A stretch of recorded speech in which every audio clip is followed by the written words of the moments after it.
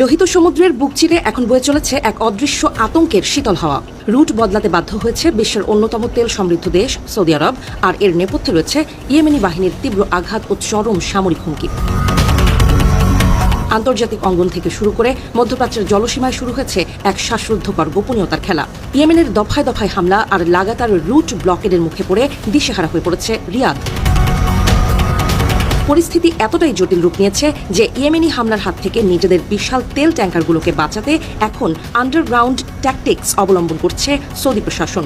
বন্ধ করে দেওয়া হয়েছে জাহাজের ট্র্যাকিং সিস্টেম, যেন শত্রুর রাডারে ধরা না পড়ে কোটি কোটি ডলারের সম্পদ। বার্তা সংস্থা রয়টার্সের চাঞ্চল্যকর এক প্রতিবেদনে উঠে এসেছে এক লোমহর্ষক চিত্র। ইয়েমেনের রেড সি জলসীমায় বিপদের ঝুঁকি এড়াতে পশ্চিম উপকূলের প্রধান ইয়ানবু বন্দর থেকে তেল রপ্তানির চিরচেনা পথ পুরোপুরি এড়িয়ে চলছে সৌদি আরব।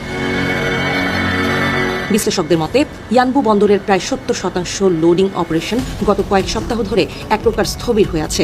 আলো ফুরলেই নিখোঁজ হয়ে যাচ্ছে দৈতাকার সব তেলবাহী জাহাজ, যাদের পজিশনিং বা AIS কভারেজ পুরোপুরি মুছে ফেলা হচ্ছে রহস্যের চাদরে।